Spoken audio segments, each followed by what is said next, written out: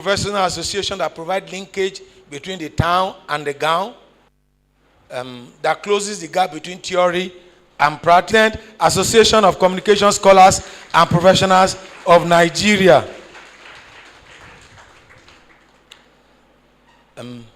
Also, the registrar, the deputy provost of our institution, Dr. Adeboye Ola, and the registrar, Mrs. Patricia Kaleson. Other yours truly, Jide Johnson, under the permission of the chairman, I'll be the MC for this program. You can put your hands together for me now. And also, with us are distinguished personalities, academics, professionals, scholars, students, greatest NIJ student, greatest of the greatest NIJ student, greatest Gbogbo, greatest Gbagba, greatest Gbogbo Gbagba. Thank you very much. Put your hands together for yourself. So, without wasting much of our time, I'll hand over the microphone to the chairman of the convocation lecture, Mr. Ray Ekpu, for the opening about journalism, and particularly magazinology. You know that aspect of journalism, magazinology in Nigeria. This is the epitome of magazinology in Nigeria. Put your hands together for Mr. Ray Ekpu.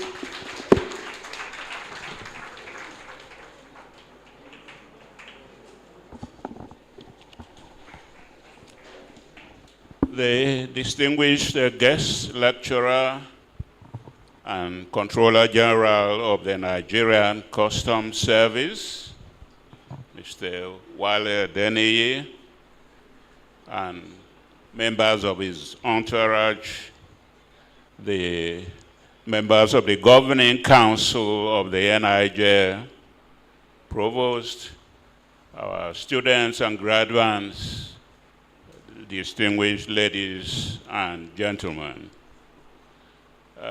Convocation lecture, so our having us to meet with our students, our graduates, and their parents, and to thank them for giving us the opportunity to train them in this eminent institution, and to wish them well as they move out of this place into the world of work.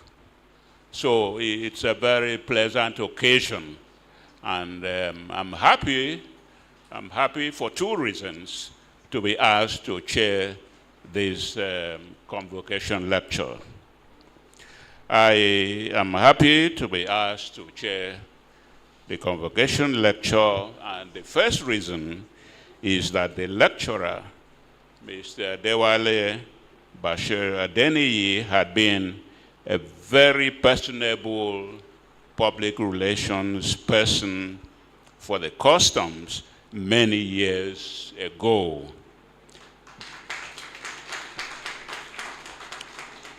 Those of us who had the good fortune of doing business or meeting him thought that he was a perfect example of what a good public relations person ought to be. He was a square peg in a square hole, or a round peg in a round hole. That is why I am happy that he has now become the main event at the Nigeria Customs Service today. Congratulations, sir. The second reason for my pleasure is that the topic for this lecture is very apt for today's world. Artificial intelligence are the buzzwords in the world today, and any well-educated person knows what the acronym AI means. This lecture will be an eye-opener for our students and graduates, especially as they go into the world to start life in the world of work.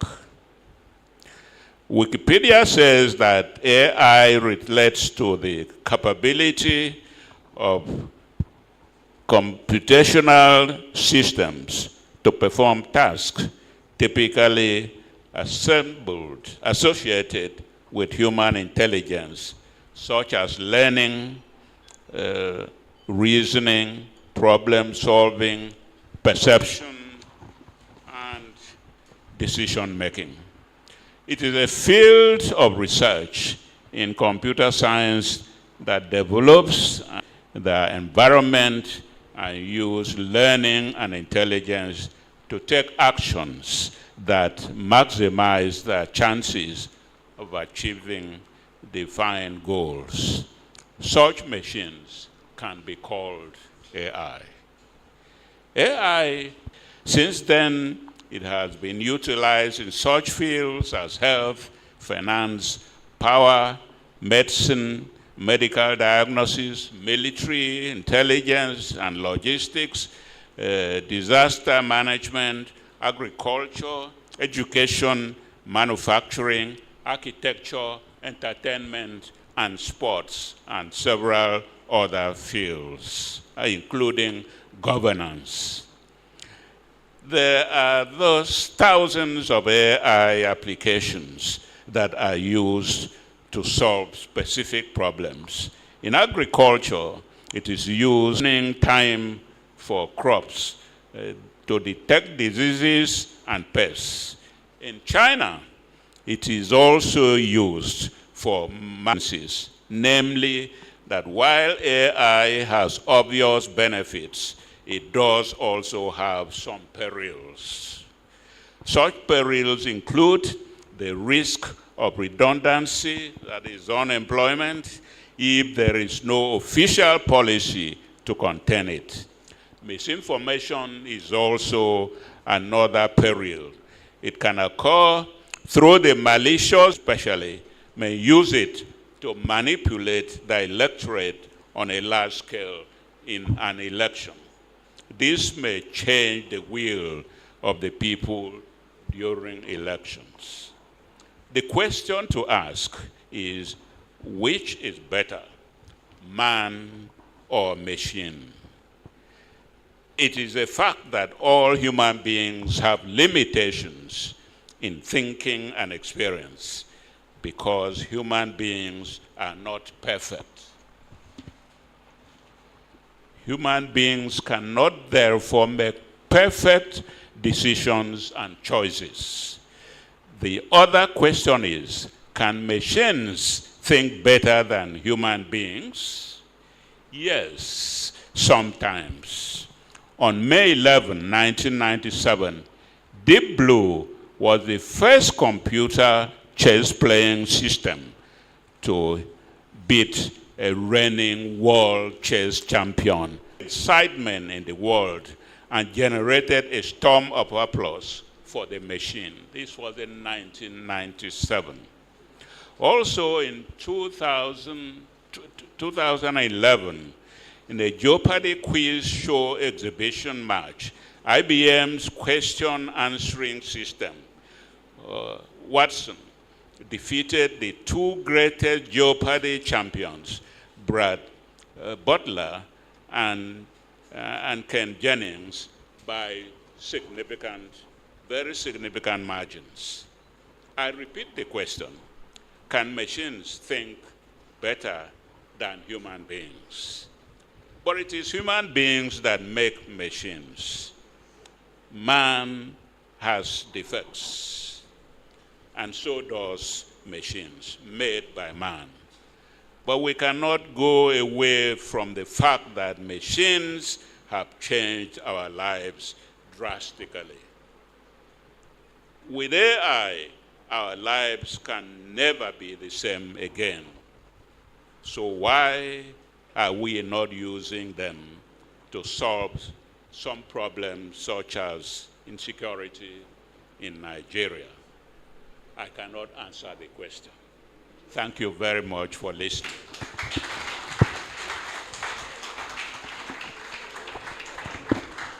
Chairman of the Governing Council of the Nigerian Institute of Journalism, opening remark, you know.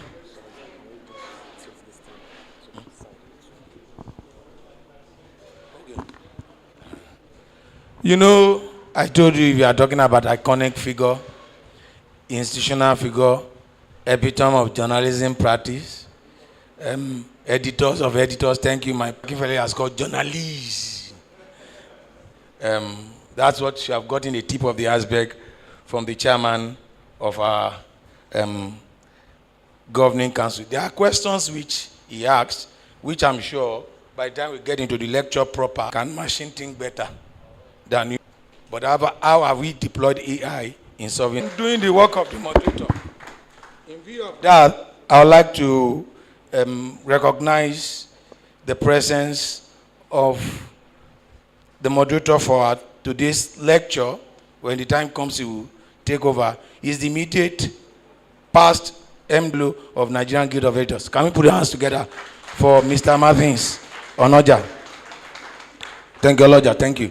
Also, I would like to recognize the distinguished member of the Governing Council, as with due respect and honor, as I quickly mention your name. Please stand up for recognition, SARS and Ma. I'll start with Mr. Lanre Ogundipe. He's the former president of NUJ in Nigeria. The idea behind Journalism Estate in Arepo, it was a brainchild. Can you please give her another round of applause? Thank you, ma'am. We are looking for another Journalism Estate. Okay, with us also is Dr. Sonya Awoson, who took the opening prayer. Don't worry, I have it. Also with us is Dr. Mrs. Nkechi Alibalogun. Can we put our hands together for her? And I've mentioned the provost earlier and the... Hey, sorry. Thank you very much for courage. I'm a man under authority. He's my big brother. In actual sense, he's the one that look after me. Sometimes what you are familiar with is what you... So please put your... Alhaji Kaba Bello Kankarfi. Can we put your hands together? Even though he's from Kano, he speaks Yoruba. You hear your dossier. Thank you. Thank you very much. So without wasting much of our time, because we are here for lecture, today is not the day of talk. May I please invite the registrar of Nigerian Institute of Journalism, the first female registrar of Nigerian Institute of Journalism, in person of... You can put your hands together as I'm saying. Our guest lecturer, Daga.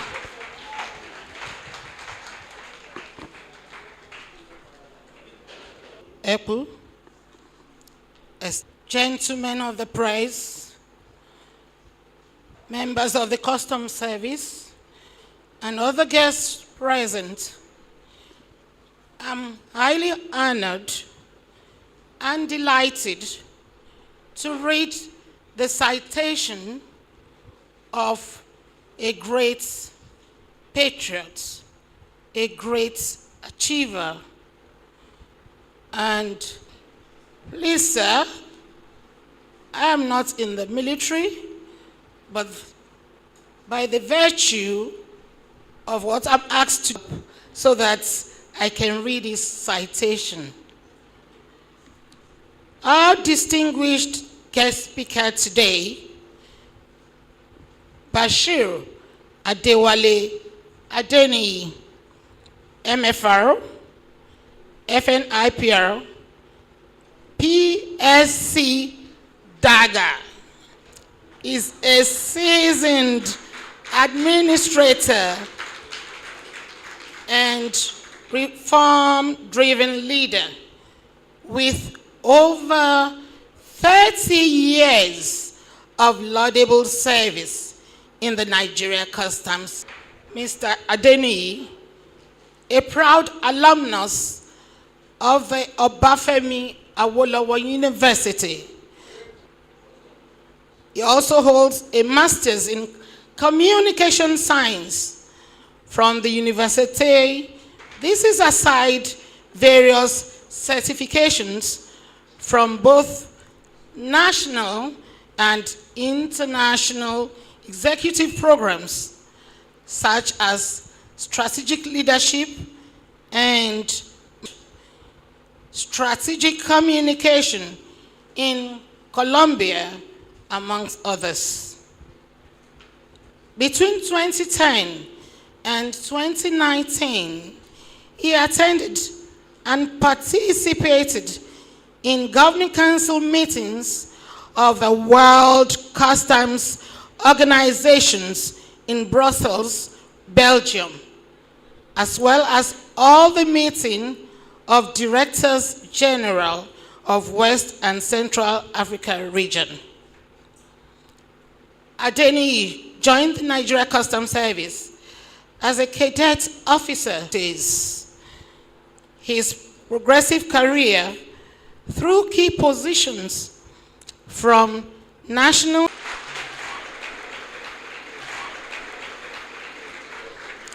a fellow and vice president of the Nigerian C.G. Adeniyi is also a fellow of the Institute for International Affairs. In 2022, by former President Muhammadu Buhari.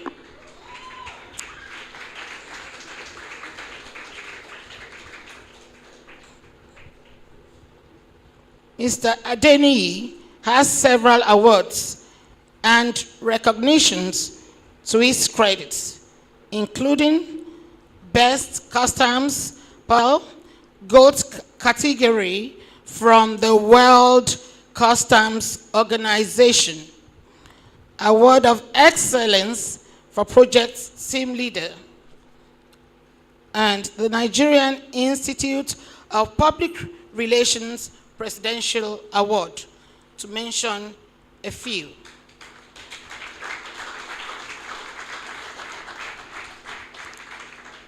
The list of awards and recognition is unending.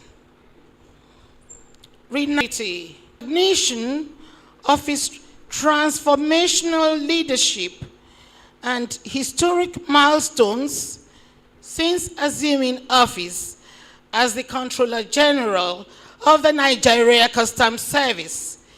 We are honored to have him as our guest speaker.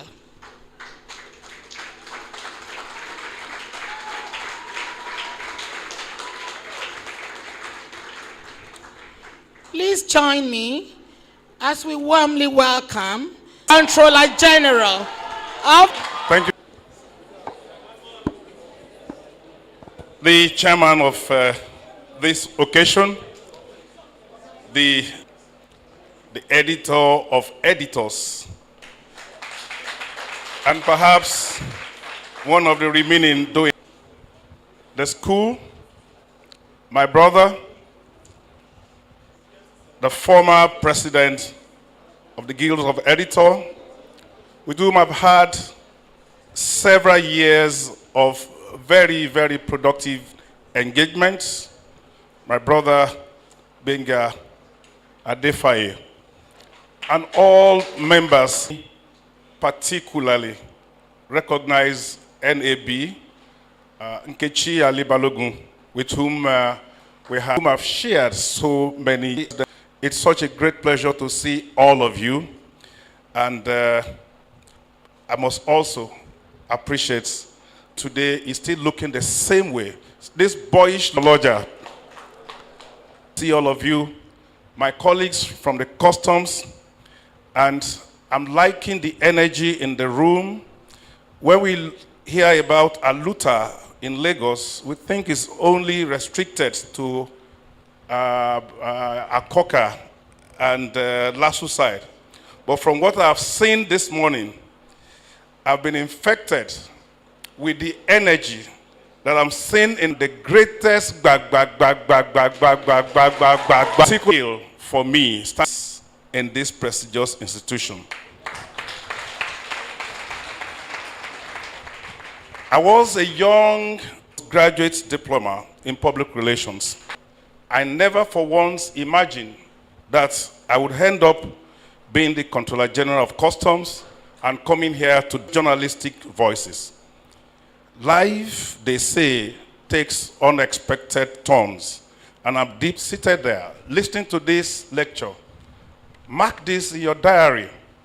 Let this be a turning point in your life. That like the Controller General, who ended this school at a time, went on to take other responsibilities. I graduated, hardworking, and you will find motivation when you see people like this who are making remarkable progress in their life. When I was there over 30 years ago, our reality was fundamentally different. Information was a treasure that was hard-earned through sweat and persistence. I remember that students have to spend countless hours in the library, very old journals. During those days, research meant physical visits to every source by hand.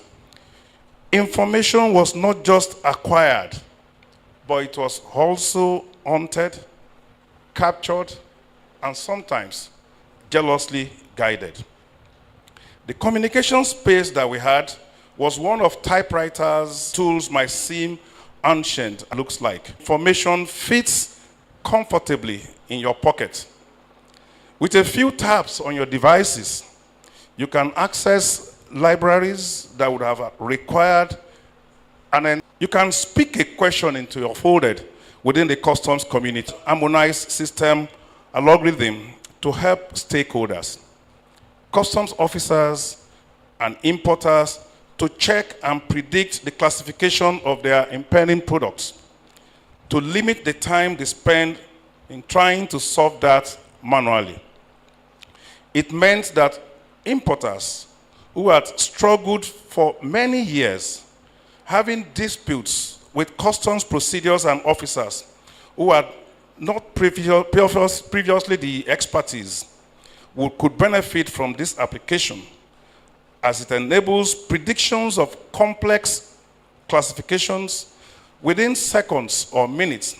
From these particular systems in 2021, or previewed relevant submission contained, there has been some, but that particular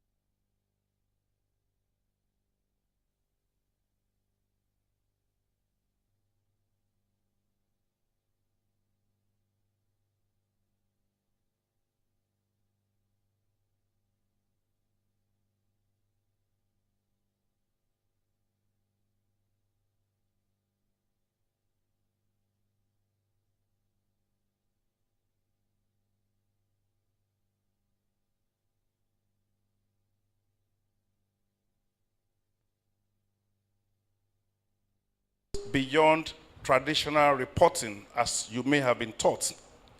You must become accountability informed and approaches to meet this challenge as we explore the impact of artificial intelligence on public governance, the quality of our democracy in this AI-enabled future will depend significantly on how effectively you fulfill this critical function. I just hope that the little introduction that I have provided gives us a sense of direction, as seen from the outline which I provided before. At the beginning is the introduction which I've just finished. I will proceed to talk about some theoretical foundation, and I'm very happy the chairman has actually helped me in helping me to dig the foundation. I'll just build on what he has done. Then I'll some key domains and sectors where AI can be used. Remember, the chairman mentioned the several aspects, talked about agriculture, talked about disaster management, and he ended up giving us that rhetoric question of why are we not deploying it. Next, we will explore the ethical dimensions because there are some ethical questions that might be raised when we use AI. So we talked about the ethical dimensions and the challenge any client. Then we talked about some best practices that we could use in AI. We look at some future trajectories, and then before I will start to bore you down, I will conclude with some takeaways, some messages. Let me just say one thing about the theoretical foundation. Public administration theory has evolved dramatically from traditional bureaucratic models that seems to emphasize hierarchy and efficiency. And what we now have today are AI-enabled governance systems that can learn, that can adapt, and predict the mentally conceptualized governance itself. The OECD differentiates AI from other technologies based on its self-improving nature. And that is its ability to augment and enhance its own capabilities, creating unprecedented opportunities and theoretical challenges. When algorithms drive administrative decision-making, we must reconsider accountability mechanisms, transparency requirements, and citizen participation frameworks. This tension between tech efficiency and democratic values will become very clearly evident in systems that we use for social investment interventions, welfare distribution, administration of criminal justice, or immigration processing, often which produce more efficient outcomes, but they raise profound questions about fairness and human dignity. Researchers have shown that government employee acceptance of AI depends on personal perception about the technology and individual outlooks on AI societal role and prior experience with the applications. This human element highlights a fundamental truth, and that is the fact that theoretical acceptance must be complemented by practical readiness amongst users and beneficiaries for any AI implementation to succeed. We now witness the rise of intelligent government theories that positions AI capabilities and public value creations as inseparable components of contemporary public administrations. All of these frameworks recognize AI as a tool to be deployed, as well as a transformative force, fundamentally reshaping governance structures and reconfiguring the relationship between the citizens and the state.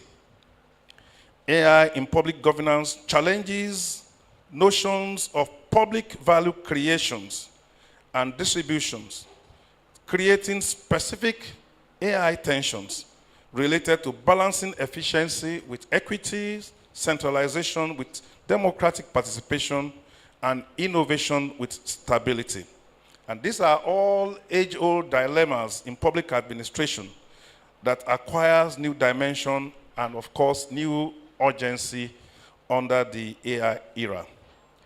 The question before us is not whether AI will transform governance.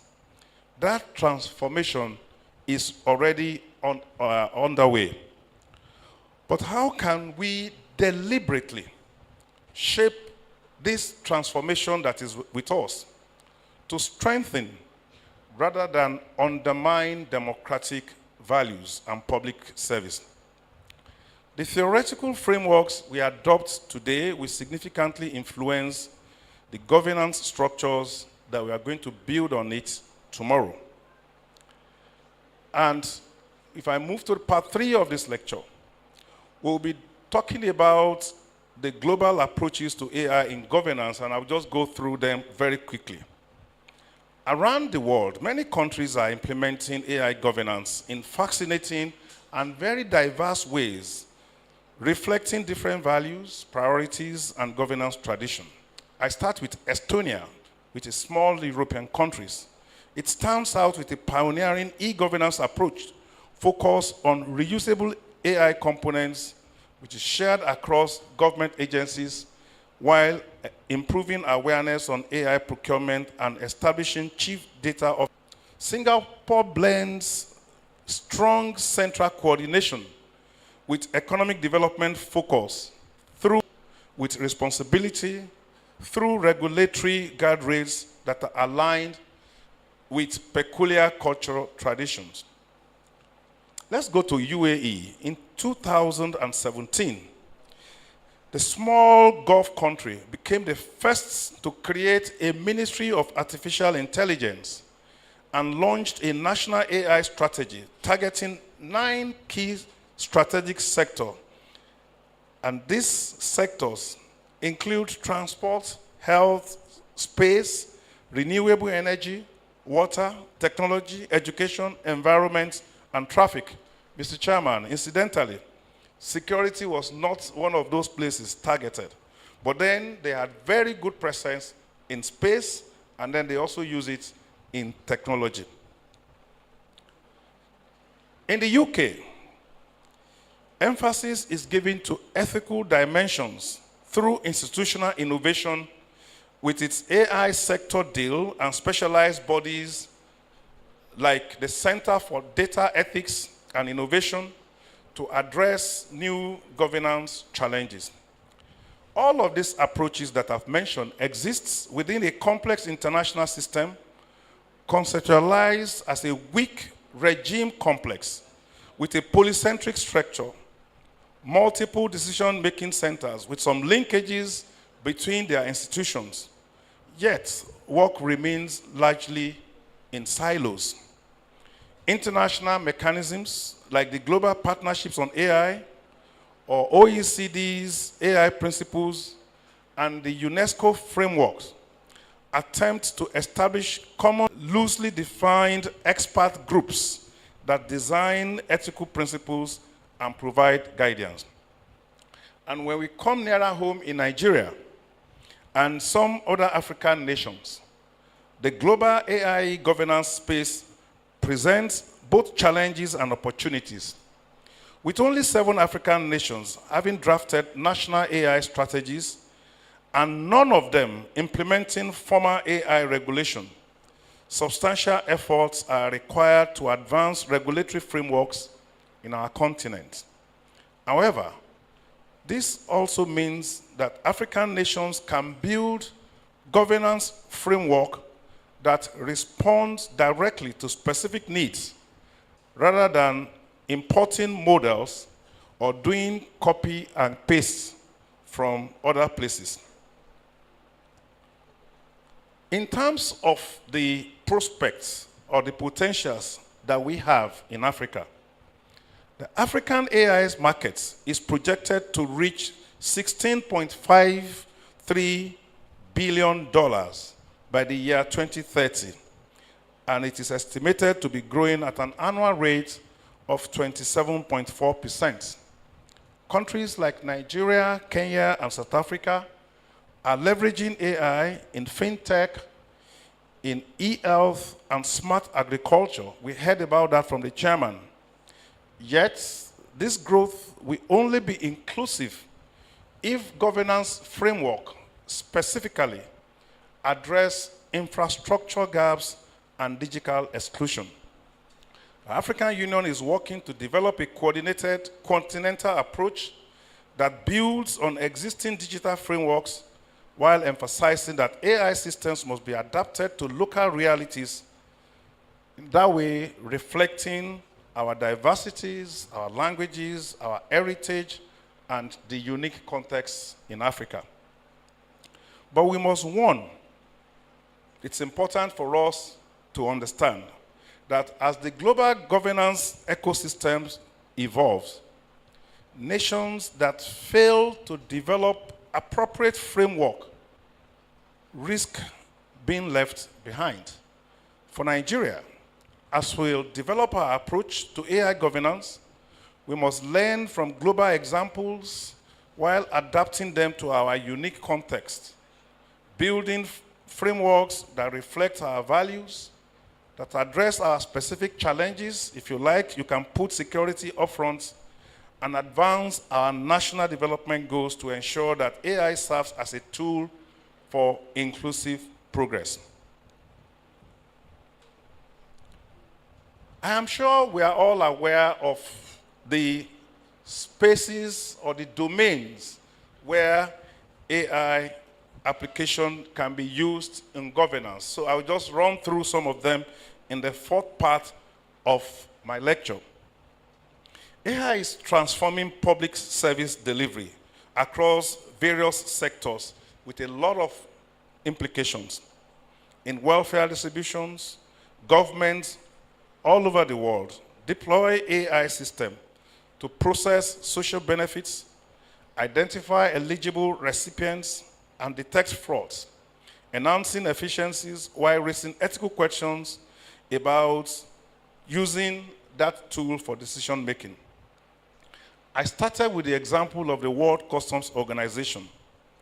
The WCO's AI-powered harmonized system showcases how the tool is to minutes while enhancing quality through pattern recognitions and natural language processing. Let's see in criminal justice system. AI applications expand rapidly with significant implications for law enforcement, courts and corrections, predicting crime patterns, informing bail and sentencing decisions, and allocating resources more effectively. As good as AI is, as we heard from the chairman, we must always be conscious of the limitations. However, researchers have shown that poorly designed systems can reinforce existing societal biases and discriminatory patterns, requiring very careful scrutiny of the data as well as applicant histories, aiming to enhance efficiency in processing applications and detecting fraudulent claims. However, there are serious concerns about data privacy and the fundamental rights of their applicants. In urban planning and resource allocation, benefit from AI's ability to analyze complex data patterns, with studies showing that early adopters' real-world applications are paving the way for wider government adoption, while emphasizing that collaboration between stakeholders is essential for success. We could also see the use of AI in financial management, and these particular sectors are seeing revolution through predictive analytic models that enable data-driven insights, reduce uncertainty, and improve forecasting accuracy. Platforms like Citizens Lab leverage AI to identify key themes in the feedback of citizens, reduces analysis time by as much as 90%, while potentially making the process more objective by identifying through community priorities rather than relying on predefined, I just mentioned, engage large members of citizens. They can create information overload that makes it difficult for officials to get a clear overview, requiring AI systems, again, designed with clear ethical guidelines to help in addressing this challenge. So the ultimate value of these AI applications depends on their ability to deliver tangible improvements in governance outcomes. When we embed AI into our governance core, it can help African countries move beyond fragmented initiatives towards inclusive, systematic transformation that requires clear national leadership, robust institutional frameworks, and forward-thinking investment. As the African Union emphasizes, AI systems must be adapted to local realities, reflecting our diversities and languages and unique contexts, rather than importing foreign models, hook, line, and sinker. And this is a critical principle for Nigeria as we develop these applications to reflect our specific needs. In all of this positive nature of AI, we must be wary of the ethical questions that are raised by its application and some of the challenges that they pose. In the fifth part of this lecture, I'll dwell on some of these ethical issues. As AI deployment in public administration accelerates, so does the urgency of addressing ethical concerns to ensure technology serves the public good. One pervasive challenge is the bias of the tool and discrimination, where historical biases in data can be reflected and amplified in decisions. As IBM has noted, bias embedded in pretense, but from the fundamental nature of machine learning itself. Transparency and explainability form another critical ethical dimensions, as citizens have a right to understand how administrative decisions affecting their life are made through the use of AI. When we say explainability, it means enabling people to understand how AI outcomes are reached and providing information that can enable those adversely affected to challenge the outcome. This is fundamental in a democratic accountability. This transparency operates at multiple technical, governance, and impact level, with each serving different stakeholder needs for technical experts to affected citizens. In fact, the stakes that we are talking about here extend beyond technical considerations, as demonstrated by AI-driven hiring tools that systematically disadvantaged women or healthcare models that couldn't explain why high-risk patients were deprioritized. The lack of transparency leads to public backlash, to undermined trust, and damage institutional reputations. Similarly, privacy concerns in AI-enabled public surveillance required robust safeguards, while accountability framework must clarify responsibility between the stakeholders. We also have our own limitations in Africa as well, where the potentials for AI to widen digital divides presents particular concern. For Africa, where many nations lack fundamental access to technology, data remains expensive and internet connectivity variable. The current divide will only worsen with continued AI advancements, making inclusion a central ethical imperative. AI governance, we have the opportunity to learn from both the successes and the failures that we have observed in some other places. Deliberate measures to addressing these ethical dimensions from the outset can enable us build an AI system that reflects our values, that strengthen our democratic institutions, and serve all our citizens equitably. Now, let's now narrow this down to the practice of journalism in the sixth part, as we address the journalist role in AI governance. The integration of AI system into public administrations presents both opportunities and risks, with journalism playing a vital role in ensuring that these systems serve the public interest. As Mattia Peretti of Journalism AI at the London School of Economics emphasizes, she says, and I quote, "The world needs journalists to report on AI and hold those systems and the people behind them accountable," unquote, through accountability reporting, a specialized form becoming increasingly important as AI systems make consequential decisions that affect human life. Effective investigation of algorithmic systems requires developing specific methodologies, including examining training data to identify potential biases before they manifest in decisions. Another approach involves testing systems to reveal behavior under different conditions, and this was demonstrated very clearly by ProPublica's award-winning investigation using machine learning techniques to analyze and prove racial bias in criminal risk assessment algorithm.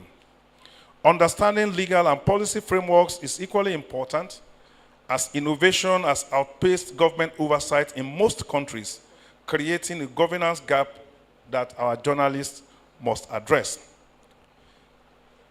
The good news is that while you might not all need to become AI experts, but you must develop sufficient technical literacy to be able to ask meaningful questions and evaluate the claims of experts.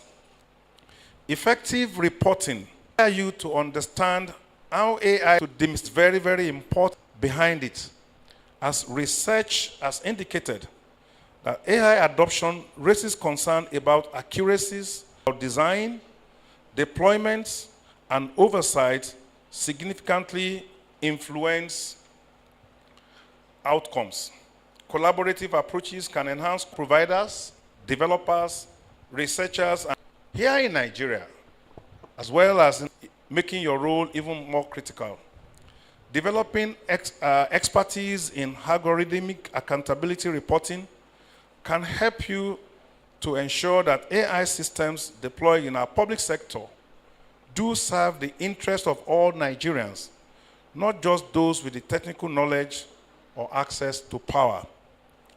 As graduating journalists, therefore, you must view AI governance as a technical beat, as well as an extension of the traditional watchdog journalism. You must be asking fundamental questions. Who benefits from this? Who may have been harmed by the deployment of AI? Who are those who are taking the decisions? How persistent accounting reporting? You can help citizens understand and engage with AI systems that increasingly shape their lives, walk about democracy, justice, and human dignity in an age of AI power. Having said that, let me now try to bring out some best practices in AI governance reporting. Effective reporting on AI governance requires prioritizing in-depth understanding of the system AI much better if you understand how it works through direct experience, helping you to ask informed questions and evaluating expert claims critically. Building interdisciplinary teams enhances investigative capacity, with studies finding that closer collaboration between disciplines creates truly effective approaches.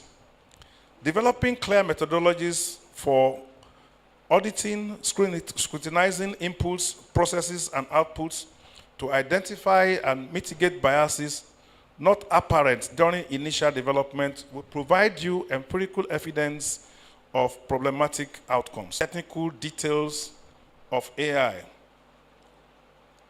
Journalists, therefore, need to go beyond the technical explanations in subtle yet fundamental ways how we live and transform our societies. And as stated earlier, who is benefiting from those systems, who is controlling them, and who may have been harmed by their deployments. Let me now take a very quick example to demonstrate what I've been talking about from what we call COMPACS. COMPACS is an acronym for Correctional Offense.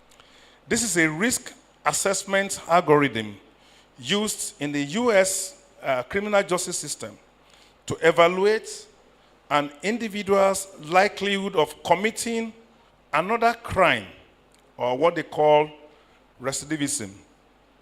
The tool provides a score indicating an individual's risk level, which may determine the kind of sentences he gets, or whether he's going to get probation, parole, or rehabilitation.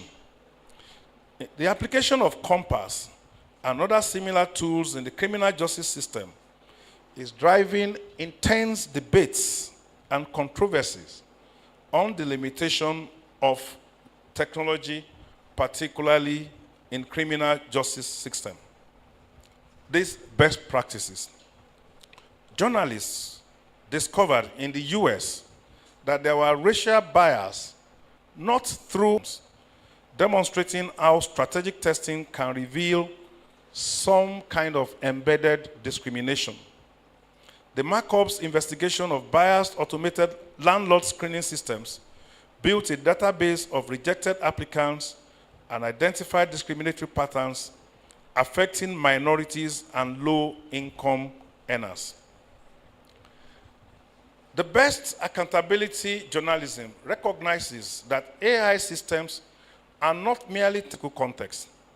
By examining both technical components and social embedding, you can produce reports that helps the system serve the public interest as I move gradually towards the end of the lecture.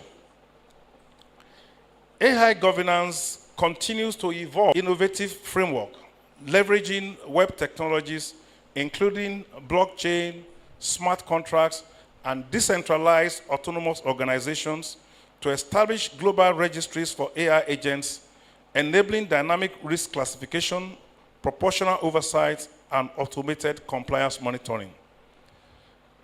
When AI distributes powers across multiple stakeholders, these approaches prevent concentration of controls in very few powerful entities.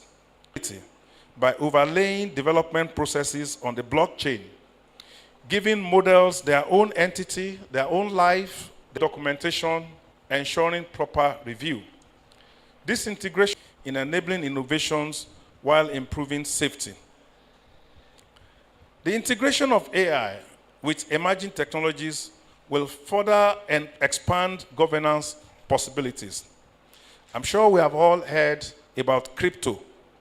The combination of AI and crypto, while though in the beginning and rapidly evolving, offers promising applications for creating a crypto-supported decentralized internet where blockchain's transparency underpins the integrity, the immutability and traceability of data and AI decisions, particularly shaping internet governance more broadly.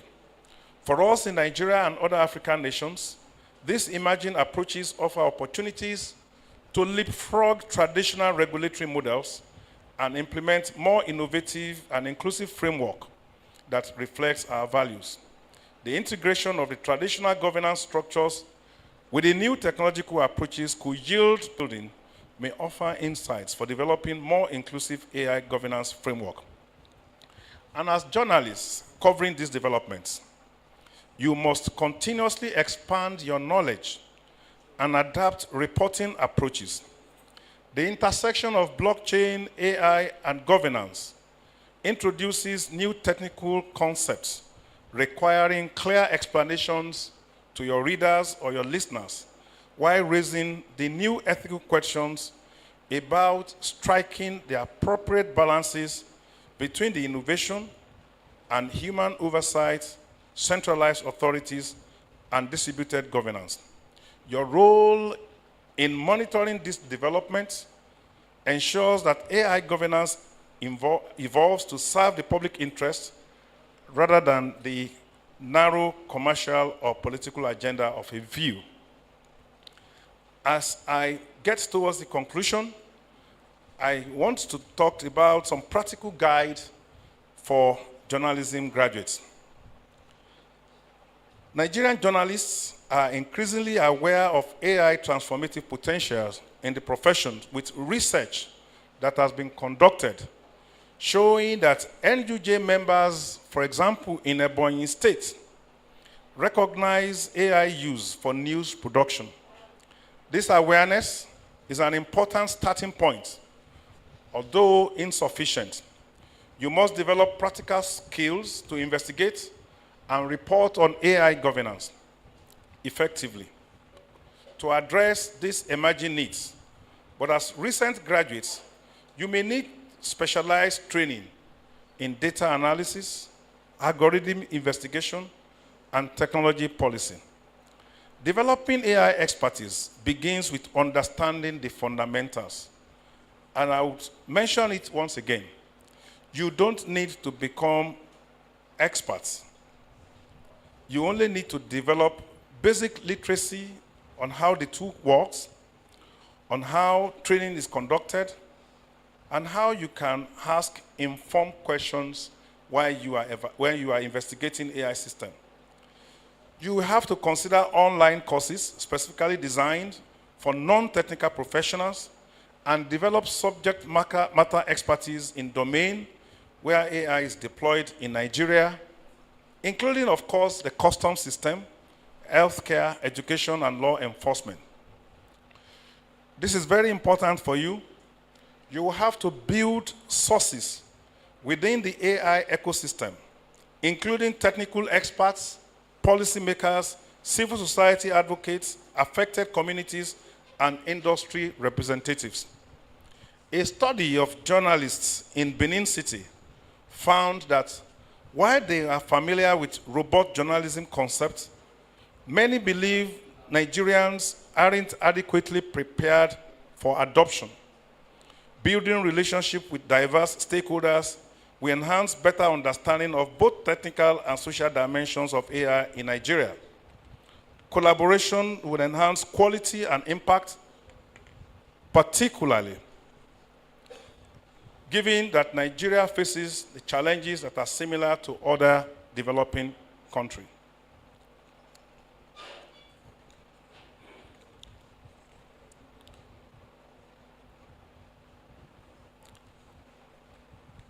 You have to develop practical data analysis and verification skills, which is increasingly becoming essential for covering AI.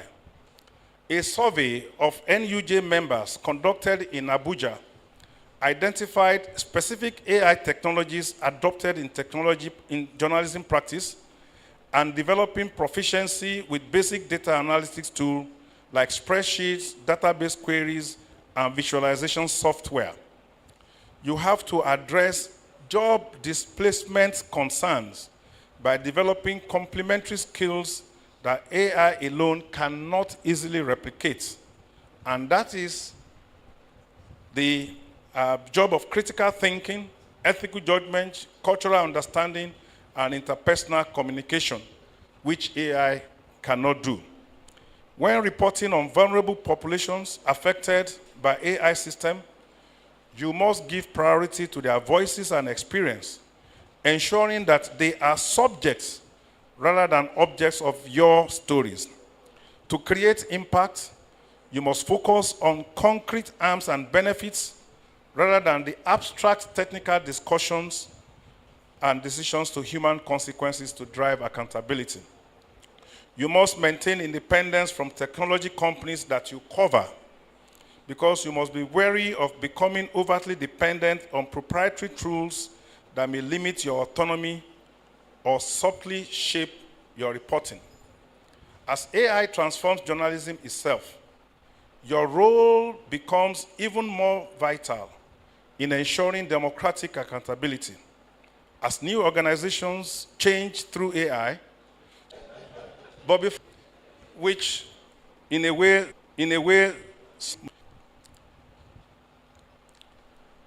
in the first instance, while your access to information is enhanced, you must realize that this might erode your skill. AI gives you instant access to vast information libraries that you will have filled a whole lot of buildings in those days. But excessive dependence risks eroding fundamental skills like source cultivation and critical thinking that defines quality journalism. Remember that many editors and senior journalists in our newsrooms today develop their crafts through painstaking research in physical archives, face-to-face interviews, and manual fact-checking. They possess a finely tuned sense for distinguishing authentic reporting from generic manufactured content.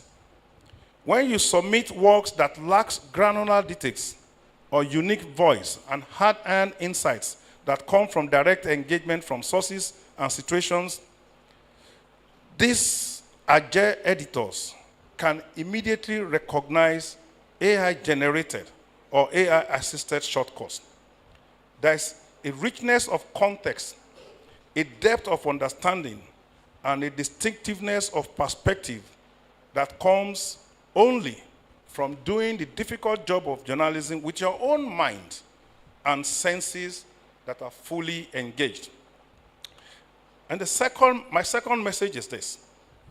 AI uncover patterns in complex data sets within seconds, but these systems reflect and often amplify biases in their training data, potentially distorting your coverage in subtle but harmful ways. The experienced journalists who evaluate your work understand that data never speaks for itself, but must be interpreted with human judgment, informed by historical and social context. So they can immediately identify reporting that uncritically accepts findings without questioning the assumptions, limitations, and potential distortions. These people that you are seeing seated here, their values, the true journalistic values, comes from presenting what your tools have found out, questioning how it was found, what it message is in the efficiency in routine tasks versus the threat to independence. AI dependent on proprietary for AI and allowing it dependence of your when your workflow, information sources, and can also help your journalism reach wider audiences. But they also created sophisticated vectors for misinformation. I've witnessed the evolution from carefully edited print pieces to digital content ecosystem, where velocity reporting that prioritizes accuracy and content optimized primarily for engagement. Your ability to combine the reach of new technologies with the rigorous standards of traditional journalism will determine whether your work stands out as trustworthy in an increasingly crowded and confused information space, with deploying AI systems affecting the lives of our citizens. As a former student of this institution, I'm on AI's premise while mitigating the risk. I therefore encourage all of you to approach AI governance with both optimism about it.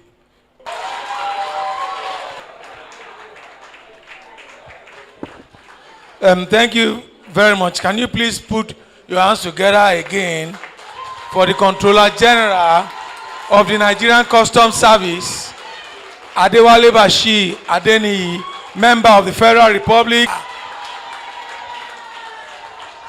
You agree with me that you can have your seat. You agree with me that's an insightful lecture. I was discussing with the president of the Association of Nigerian Communications Scholars and Professionals that indeed this could have been our conference. The delivery, the content of this particular lecture could have been the main lecture for our conference. And we are going to get hold of him.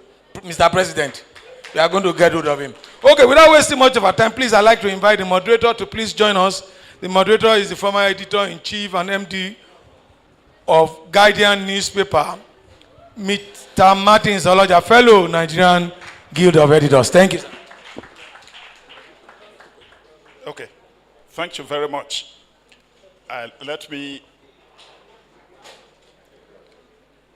Once again, I want to institution. It's our institution. And you can see the revelation today. A member of the Alumni Association of this institution. And we should clap for that revelation. Technical thing, and he has a meeting in Abuja. I have not written it. I'm still researching. I'm still putting off topic is this. What is the use of this kind of topic? You look at the topic, AI and... yes. Okay. They said I should sit for the camera. I was supposed to be the lecturer. What's the correlation? I was wondering. Then I had discussion with him. No, in this place, I have choice of the lecturer. And we examine data over the years and look at it this way. This is an institution of learning. It's the premier training institution, 19th higher learning, training center for journalists. It has produced so many. Some of them lost, we don't know where they are. They have held position, including one that was found today. But you know, it's learning, unlearning, and relearning. Alvin Toffler, who wrote just into an introduction to a particular book, became the author, somehow online. He's not the author, but he just wrote something. He wrote, but quoting him that is even the author of the book. He's not the author, he just wrote an introduction. But because of the powerful message in the introduction, they have attributed to him the author. The Google group, Google International, wanted an AI center in West Africa. They came to Nigeria. They went, they examined 177 universities to find a computer science department, computer engineering department that could host AI center for Google in West Africa. They couldn't find one. At that time, it was even a Nigerian who read computer science at the University of Ife from Edo State. Let me hide her name. A woman who was head of Google in West Africa, living in... They went to Ghana, where they found 15 universities and 12 private ones. And they found some centers suitable to host AI center for Google in West Africa. And that is why Google Center, AI Center for Google, at all these things, the main deliverable from this lecture for me as a journalist is not just a message for the students. It's also a message for our duty bearer that he was talking about is here with us. In order that we may not be left behind, we need to invest. We do not have computer science centers in our universities yet. The steps of good people, one of them, the good man, CG of Customs, had been directed to this place. And I know that the office of CG is not a small one. Hello. Yes, I understand. So he will take the message. I will that we should put this one on priority list to fund science education, technical education. The management of this institution has done the country a word of good by bringing him here today to take the we have witnessed today is very, very good, and I thank NIJ for bringing the CJ to deliver this message. But then, we have listened to him. The lecture was projected, and so many of us here, we can't read the he has diffused tension in the mind of so many people that it is not something to be feared, something we fear. So we want to ask people still the questions they have, the concerns they have, what they want to suggest. what they feel in this place. A few people who want to ask questions, will get them to ask the questions, and he is here to answer the questions from the content, matters arising from the son. Make it brief. Step forward, make it brief. Not comment to questions. Brief. If you have comments, this thing is being streamed live. Go to the comment section and pass your comment. Thank you. Good morning, everyone. My name is Adida Kwarisoy. I'm a product of this wonderful institution. And I must confess, when I saw you that I'm not alone. So I'd like to understand that what is the intersection of customs and AI? Where do they meet? What is the relevance of AI itself to customs operations? Thank you. Thank you, Dagwo. Put your hands together for Dagwo.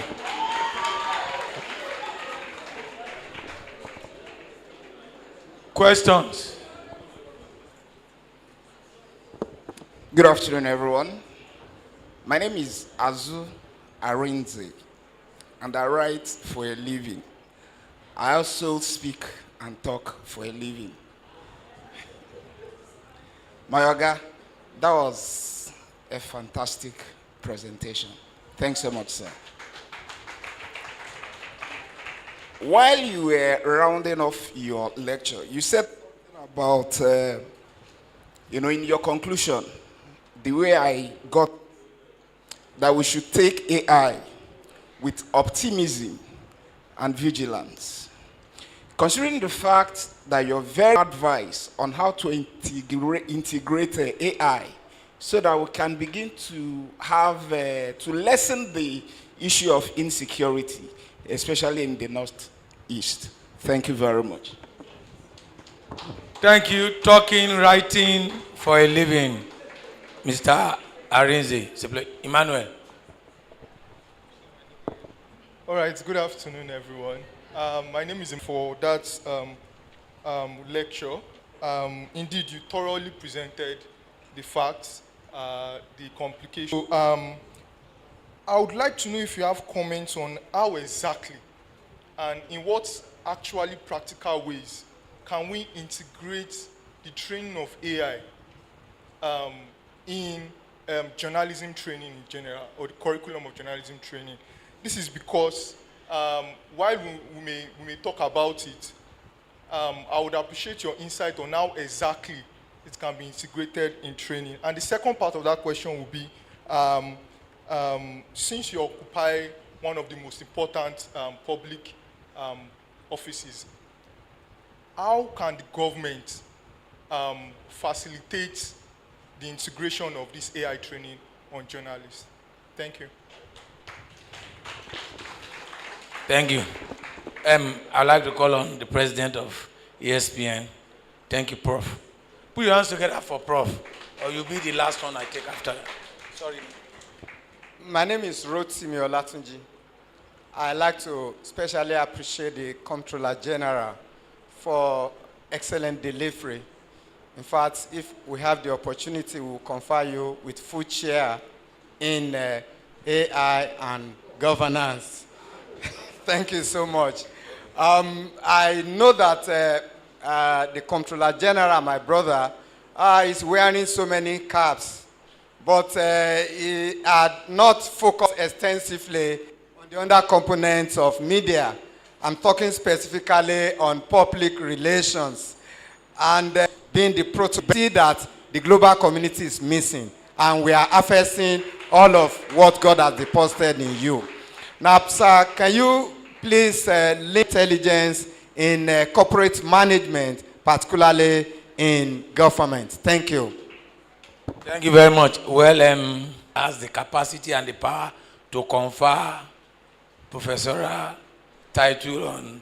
So I have the pleasure of letting you know that on the DG Customs, put your hands together for our latest professor. So I'll come, you close. I've been keeping a lady wait much. Good afternoon, sir.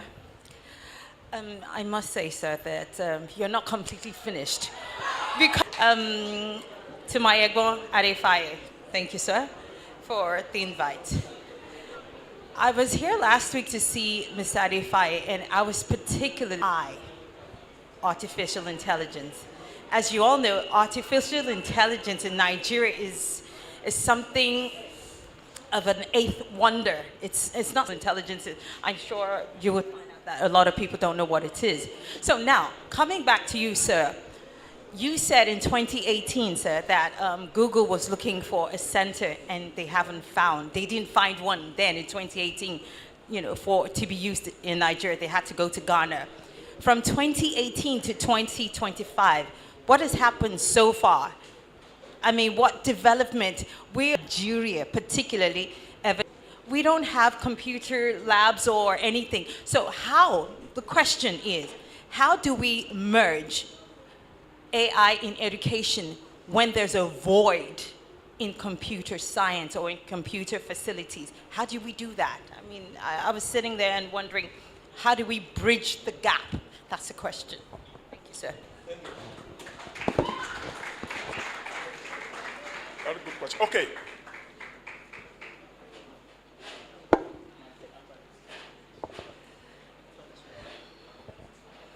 I must congratulate my boss, the Comptroller General, for a very erudite delivery. Mine is a comment and a question. Well, whichever way you take it. I don't want to agree with the last speaker. AI is in Nigeria. There's Flutterwave, there's FinTech. They're all using AI. So AI is not new. And the students know about AI. Because all of them are in TikTok, they are using ChatGPT. How many of us use ChatGPT here? Wow. Virtually all of them. Okay, but my question and my problem is this. Now, if you look at the algorithm that created AI, it's foreign. I know that a lot of institutions, like we said, don't have ICT. But is there any way, for instance, customs can start developing some algorithms that addresses custom issues and custom functions? Because I know in a very short time, we too should have our own algorithm. I also want to believe that AI should be and must be culture dynamic. So, is there any plan we have to start developing our own algorithms? Thank you very much. First and foremost, let me join others in congratulating my brother of Nigerian students from us. So I am not surprised about his delivery here today because I've gotten used to him. Now, one thing that's looking at it, I'm not a professional in this thing, but look, I'm worried about even the expansion of AI in Nigeria. I'm worried in the sense that, there is cultural specificity among countries. Certain countries, society can absorb certain things better than others. Here, with the little expansion, there are no jobs. But if you have now massive expansion, what is going to happen? I'm greatly worried about that. I'm also worried about one thing that is cultural. They say that imperialism is the highest form of colonialism. Most of these things, there are certain prejudices that has been established. Maybe about blacks, about all these things, or ethnic, all these things we go into stores of all these workings. By the time people now begin to assess them, you find out that the prejudices will color their findings. And again, finally, like what when the chairman said, what is the difference between, look, that they call humanity is the essence of love. It is essence of human relation. It is essence of social interaction. And the smooth running of this is what leads to development. That is why it is said that development is about man, and it will be man-generated. So no matter whether 50 years AI will go up, it will descend. I'm just like a prophet telling you that one. Thank you very much. Yes, before I give the mic to the CG to answer those questions, I just want to give context to one of the questions about disruption of the curriculum. How do we do that? I just want to simplify something before I give it to him. You know, if you go to the website of Columbia School of Journalism, you will find how they disrupted their curriculum to integrate these long ago. They just put it there. Journalism plus computer science is equal to digital journalism. That's the way they have disrupted it. In other words, the study of journalism now, or mass communication or communication art, should involve computer science training. End of that story. When you go to the website, you see how they do it. It involves use of text, use of video, and use of sound. Thank you. Yeah, thank you very much, Martins, for...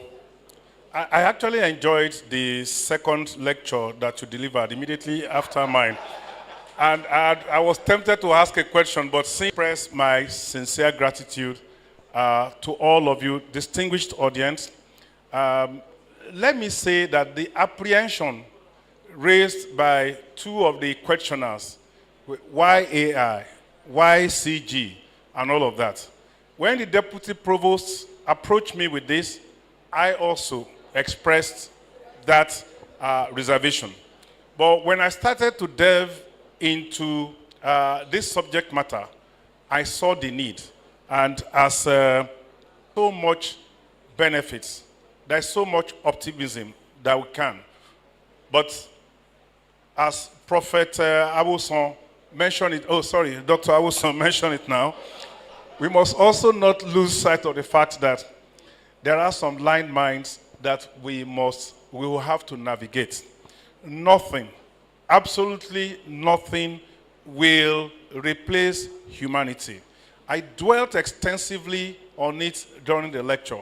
And the particular part that I remember that I would like to reiterate is the fact that sources are the greatest asset of a journalist. You cannot cultivate your sources through AI. It has to be the kind of interaction that you have, the kind of networks that you have built, the strength of networks that you have built. You know, I know some journalists who has been working with some people for decades. Even when they retire from active journalism, they still remain friends.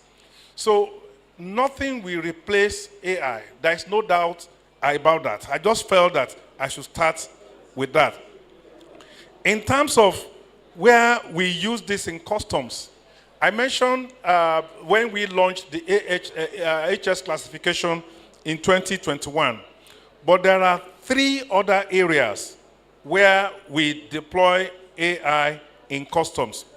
The first and the most important one is that we are now building a legacy system to replace the one that we are using under a previous service provider. When the service provider left WebFontaine, we developed an indigenous information system to process customs declarations. We call it Bodogu. Bodogu essentially is made in Nigeria. And we integrated the use of AI into the various aspects of Bodogu. Of course, we use scanners these days. Scanners that we have are AI-powered. They are able to detect patterns, they are able to predict trends, and they are able to give us better images and better results. The most obvious place where we use AI now is in classification, because AI basically relies on machine learning. So when we have an article imported and we wanted to classify it, we have an HS system that is AI-enabled, and it helps us to use it. There will be more use for AI in the customs, and in fact, all other agencies of government in the future.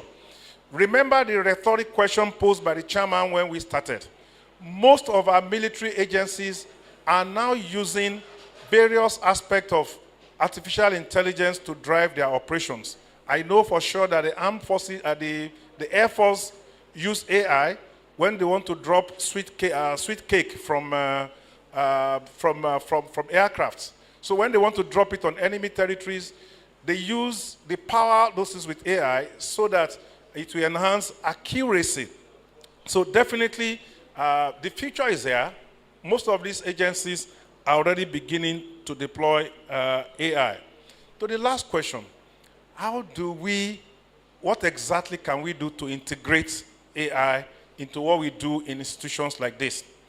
The editor-in-chief mentioned it, and he gave the example in the Columbia School of Journalism.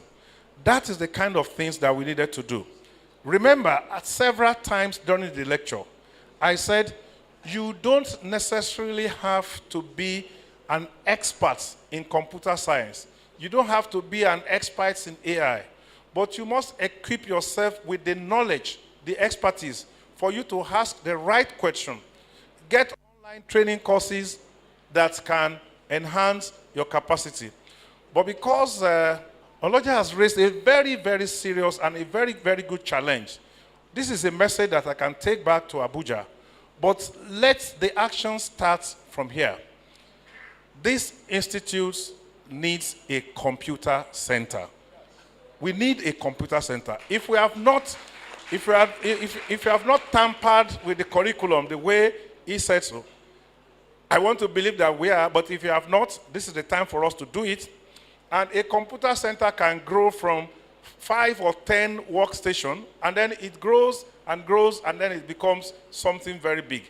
I will challenge the school, or the institute, to see this as a project, and I'm very, very sure so many alumni, so many interested newspapers and all of that, they will be interested in investing to make sure that we have a befitting computer center in this place. I want to thank Professor Olatunji for the honorary professorial title that he has bestowed on me. It's important that we have full disclosure. We come from the same part of Osun State. He is from Modakeke. And so when I get back to KBSC this weekend, I have good story that a Modakeke man has made another Modakeke man a professor. Thank you.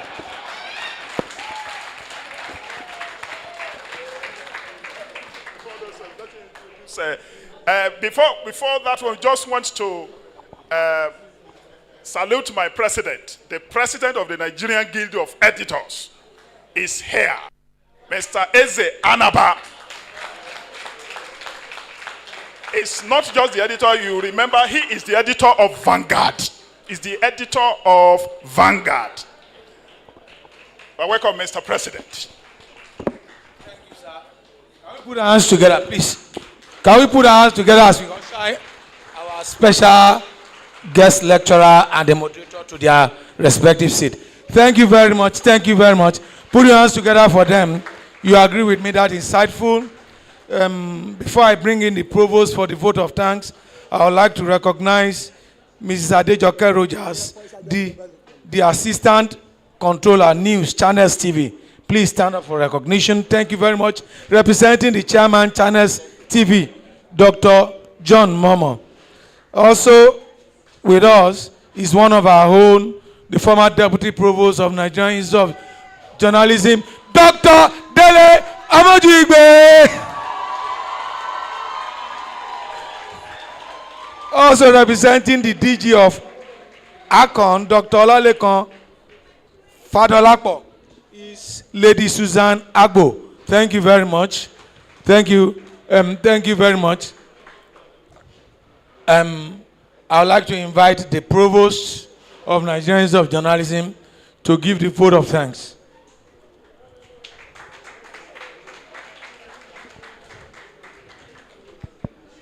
Thank you very much, JJ.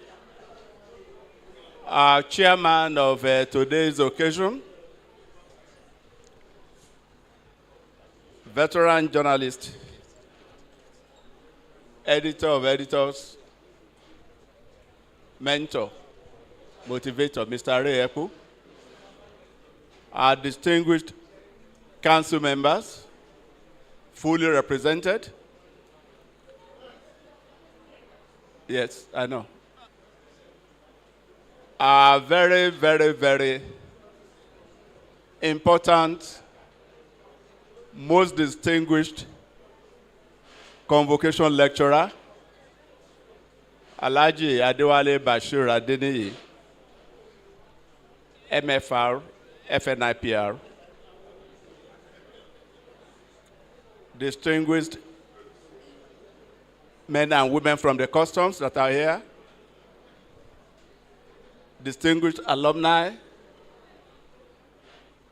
great students of NIJ, ladies and gentlemen. It's indeed a very happy moment for me, and I think for this school, that we're still trying to get to call Wale Adeniyi Controller General. We knew Wale Adeniyi because of what he was to us doing PR for the customs. So it's a beautiful day for us. We're very happy they agreed to come. People spoke here about why AI and public governance. Our concern was very clear. There is a lot of apprehension in public space about AI, lots of work, and all of that. And we thought we should generate a conversation around it and demystify it. And we couldn't think of any better person than someone who manages a major aspect of revenue generation and business for Nigeria, one of the biggest economy in Africa. We are happy, we are delighted he's been able to speak to this subject, to calm nerves, to allay fears, and to leave us with a message that what we all should do is to master AI, to conquer AI, not to be intimidated by it, because AI is here with us. So if you don't learn it, if you don't master it, you might become a slave to it.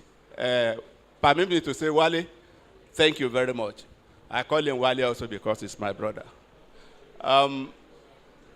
The audience has been fantastic, so I thank all of you, but particularly, having acknowledged the council members, Professor Olatunji, now I know you better. I didn't know that you are from my backyard. Now I know. So we interact more. Martin, thank you very much. My president, Mr. Eze Anaba, is my president. He's the president of Nigerian Guild of Editors. Functions there in full capacity. Otherwise, he will send somebody to just come and represent him. And, but he's doing well. You know, he has a lot. The NIJ, the Guild of Editors is a major stakeholder in NIJ. So we appreciate you. We thank you. Particularly, courtesy, I must recognize the Assistant Controller of News Channels, Mrs. Adejo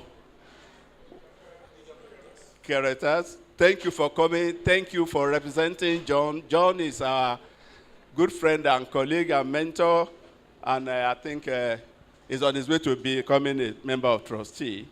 I have here Johnson, please. Johnson. Okay. Johnson, thank you very much. Johnson used to teach here. He was an adjunct before he ran away, but he's back here now. He's going to do really big business with us. Mr. Adeyemo Olaniran, thank you very much for being here. Thank you, Dr. Dele Omojuigbe. If you had not come, I will fight you. Thank you for coming, because this is your place. We just start, the conversation for me continues, and I think we should sustain it. We will make the lecture available, apart from streaming it. The soft copy is with us. It will be everywhere for everybody to appreciate it, so that we can enjoy it and continue the conversation.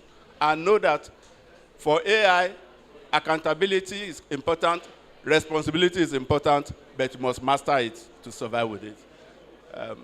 Mr. Adeni has other things to attend to today, so I won't hold him much longer. Yes. So, having spoken to the microphone, I have another duty to do. Wale for this. And so I have to apologize. Thank you very much. Yes, sir. Please, can you help me to do this? Students and graduates and all the others who are here have benefited from it. So we are very, very grateful to you, and we like to extend our thanks. And when I letter for him, it's a formal letter of appreciation. And this one just. Thank you.